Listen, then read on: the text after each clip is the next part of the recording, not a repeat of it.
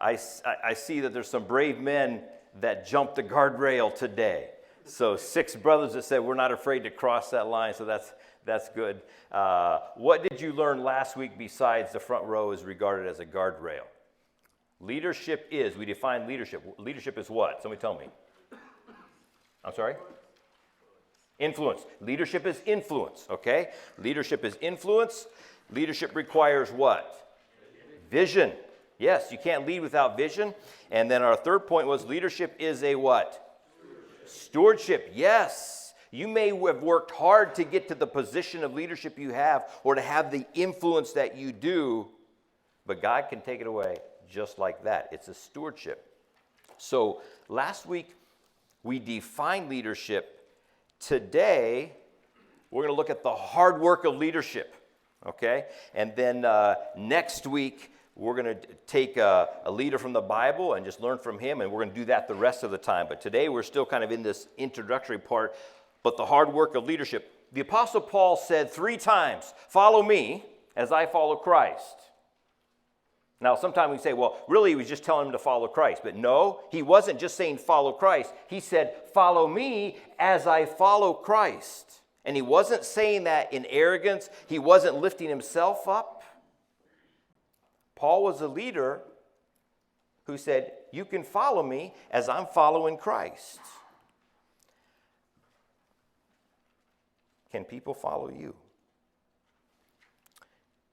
As a leader, you're an influencer.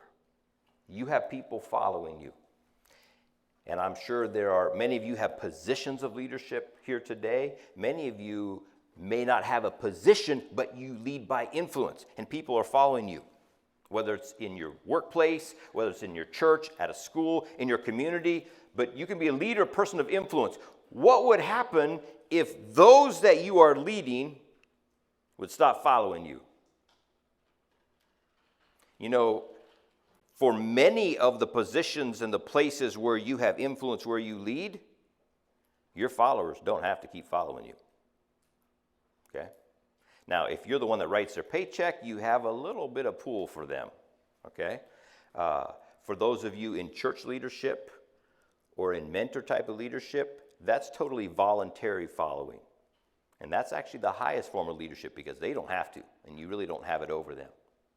But what would happen if the people that are following you would stop?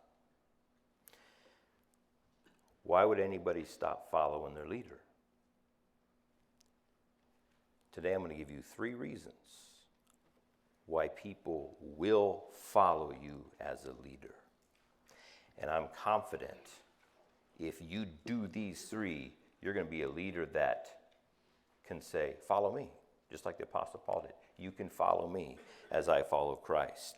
If you stop doing any of these 3, your people will stop following you. So let's get going. 3 things for us today. Number 1, I maintain my integrity. I maintain my integrity. Okay? Let's just define integrity. What is integrity? Integrity is the state of being complete or being unified. It's the same all the way through, okay? Integrity is the same on the outside as it is on the inside. And here's a really good one for us. Integrity is more about who I am than what I do. It's more about who I am than what I do. Oh, what I do matters. And sometimes we can have this disconnect between who I am and what I do, but eventually it's going to catch up. And it's more important that I am who I should be, and out of that will flow the right doing. Integrity. People with integrity have nothing to hide and nothing to fear. You're not worried that somebody will find something out about you because you're the same all the way through. You're the same when nobody's looking as when you're in front leading. You have nothing to hide and nothing to fear. Dwight Eisenhower said this: in order to be a leader, a man must have followers. And to have followers, a man must have their confidence. Therefore, the supreme quality for a leader is integrity. So let's write a couple things down. Image is who people think we are. Image is who people think we are. Integrity is who we really are. Image is who people think we are. Integrity is who we really are. Now, obviously, as we meet people, we interact, we form an opinion about them, an image about who we think they are. And sometimes you can't help what people think about you. We don't really worry about that. What matters is the integrity, who we really are. And when people get to know us up close, that's when they get to see who we really are. Never worry about your image. As a young man, I was told this. I don't know who told this to me, but it has stuck with me for years. Maintain your character, and your reputation will take care of itself.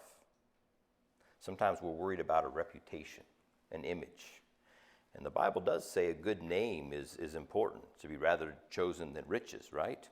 But what happens is if you worry about your image, about your reputation, what are you concerned about? What people think of me. And there will come a time that you may have to choose between reputation, image, and character. And that's where leaders fall, when they choose image or reputation over character, integrity.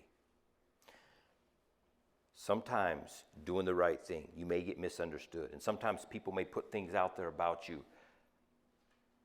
But what's important is that you're always maintaining your integrity.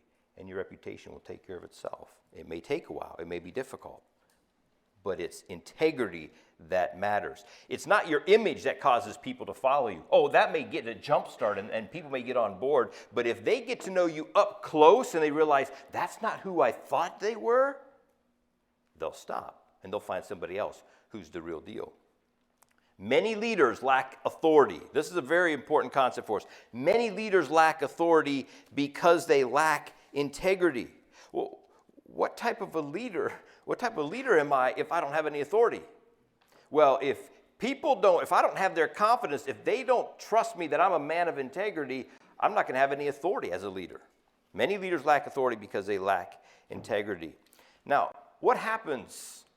So we need to maintain our integrity. This is the first work of a leader. This is why people can follow you, is because you're a man of integrity. You're a leader with integrity. What happens if you lose your integrity? What happens if you make a mistake? You know, one thing that we're not implying is you need to be a perfect leader because people only follow perfect leaders. Let me tell you something. There's no perfect leader out there except Jesus Christ. But for the rest of us, we will make mistakes. We will be wrong. And sometimes we're going to be worse than wrong. We're going to do things that we shouldn't. That's why we say maintain your integrity. Okay? There's work to it. And the maintenance of integrity is when you and I have done something wrong, we say, I'm sorry. We acknowledge it to our followers. I am confident that a leader who is honest with their followers will have much more confidence. The followers have much more confidence in that leader than the leader who tries to act like everything's okay and I can't let them know that I make any mistakes. Because you know what? That makes you untouchable, like who never makes a mistake? And actually, I think our followers are more aware of our mistakes often than we are. All of us make mistakes. It's important to acknowledge our mistakes and apologize when we're wrong. That's how we maintain our integrity. Don't buy into the belief that as a leader, I have to do it right. And if I make a mistake, I'll just tell God. And we'll just keep it between me and God. We're going to get into this when we look at a leader several weeks from now. But this is a part of maintaining your integrity. When we fail, when we sin, if we keep our confession private, we set ourselves up to be repeat offenders. This may be the most powerful thing you're going to get out of this series. If there is something in your life that you're struggling with, and you continue to struggle with it, I wonder if you've told anybody. But if I confess to God, doesn't He forgive me? Yes. But there's something powerful that happens when we confess to another brother, to a group of men, to our wife, to our family, to church, wherever it may be, to your workplace, to your team. Something happens when we get honest and say, you know what? I sinned. I was wrong. Let me give you a personal example. Then we'll move on to our second point. So Daryl and I were in New York City doing an Impact Communication conference out there. And besides the teaching, we have small speech groups where people are giving speech groups and we're giving input and helping grow themselves as communicators. And one of the communicators in my speech group gave a speech on Jacob. He used an example from Scripture, how he was faithful to the end and how he just did the little things and he kept doing these little things to be faithful. And he talked about the importance of being faithful so that we can succeed, that we're faithful to the end. And it's the little things when nobody's looking that really matter. And it was developed well, he delivered it well, and all of us in the room were like, this is really good. And it was such a good, convicting speech. It's like you almost forget to critique and to say, these parts are good, here's things you can work on. But as he was sharing this, God started convicting me of something that happened the night before, and actually had been a habit that I had fallen into for a couple months. I was on Facebook and some short videos come up, and so you watch one and it's not a big deal, and then all of a sudden one comes up that isn't very good. Okay, you get off of it, but nobody knows. And I had watched some that I shouldn't, and I did it the night before. And I was like, okay, no, Rick, don't do this anymore. And okay, it's not pornography, but what if I wanted anybody to watch it with me? No way. Is that maintaining my integrity? No way. You see, if what I'm looking at on my phone, I don't want anybody else to see, that's not maintaining my integrity. And as I was sitting there in that speech group, I was convicted in my heart. When I got up to lead in the evaluating of the speech, I don't remember if I did this first or if I did it at the end, but I remember saying, I have something to confess. And I told those brothers exactly what I did, exactly how I'd gotten into watching some of these videos. And I'd been struggling with this for the past couple months. They prayed with me. And did you know that after that, I've never gone back to that, and the pull, the temptation was just gone. And this has been more than a year and a half ago. Now, I had told God before, God, I'm sorry, I don't want to do this again, but never told anybody. When I told somebody, something happens in the spiritual realm when we get honest. And I think a part of it is just the humility of being honest. That's maintaining our integrity. And brothers, that's not a story I'm proud of. But sometimes you guys are here this morning listening to me, and you may have an idea that your struggles aren't like mine. But you know what? I'm just like you. And there's everyone, look around in this room, every one of us, we're all made out of the same material. Life's going to be difficult. And when we make mistakes, maintain our integrity is saying, I'm wrong.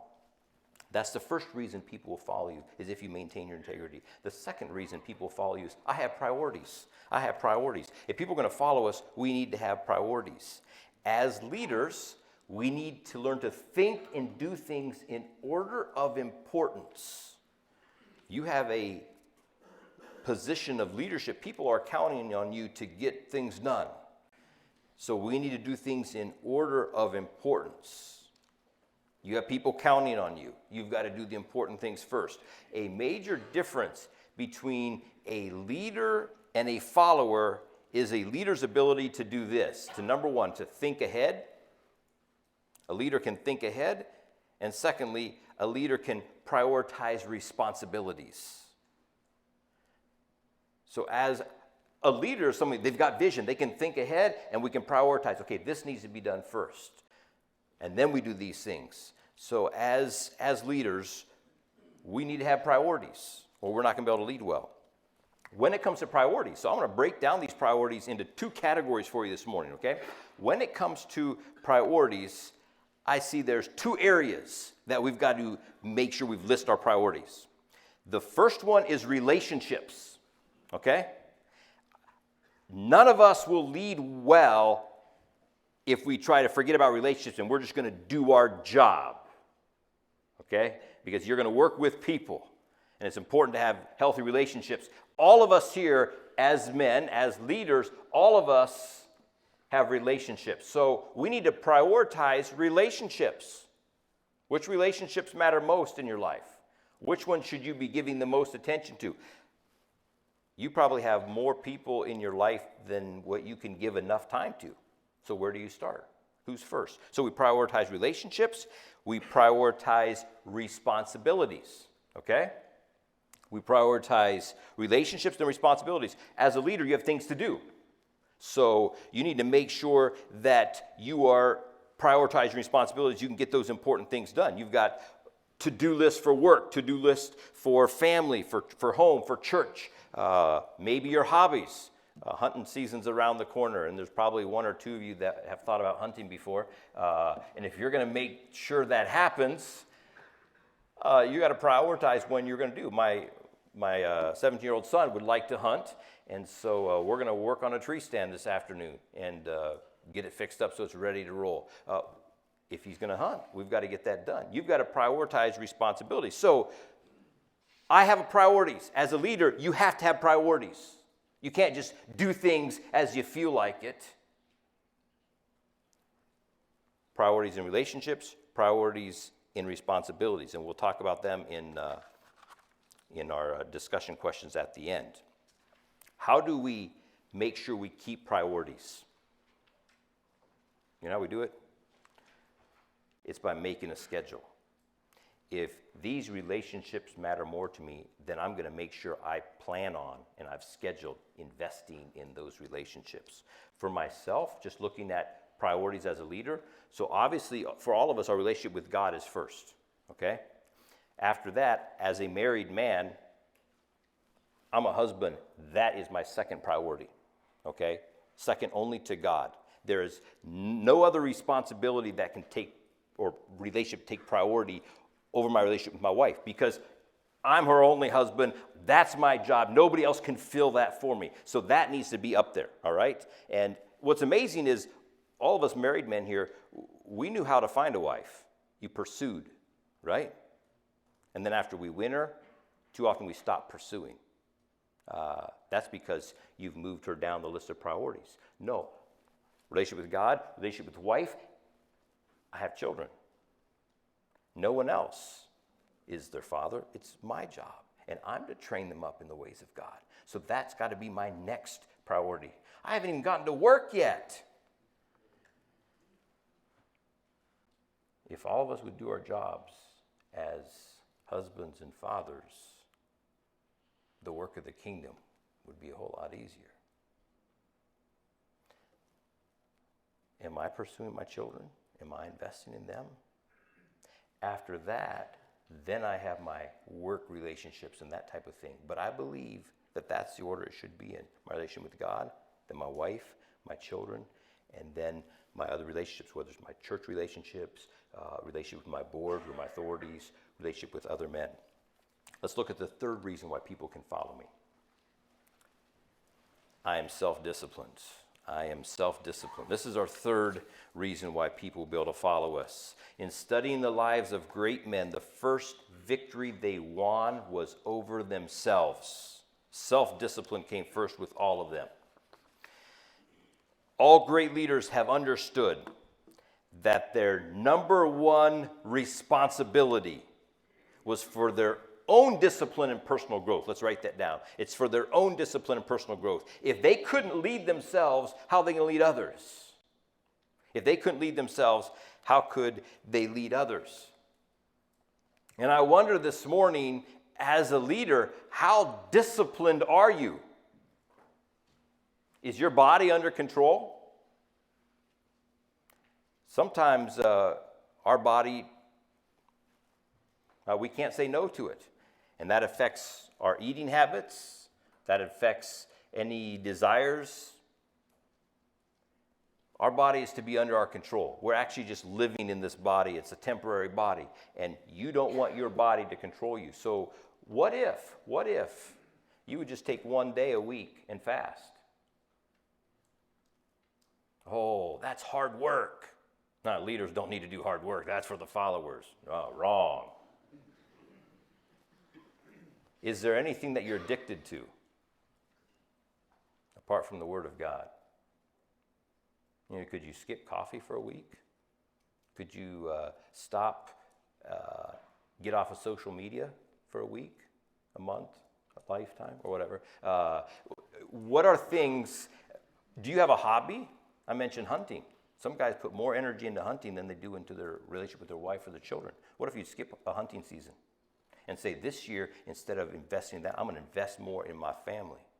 Are you a man that has self-discipline? Your followers will stop following you if you don't have self-discipline. Good character isn't given to us. We build it piece by thought, choice, courage, and determination. This will only be accomplished with a disciplined lifestyle. With a disciplined lifestyle. Even just physical disciplines I mentioned of fasting, of exercising, of personal study. When we fail to be self-disciplined, we're actually being what? Lazy. And who wants to follow a lazy leader?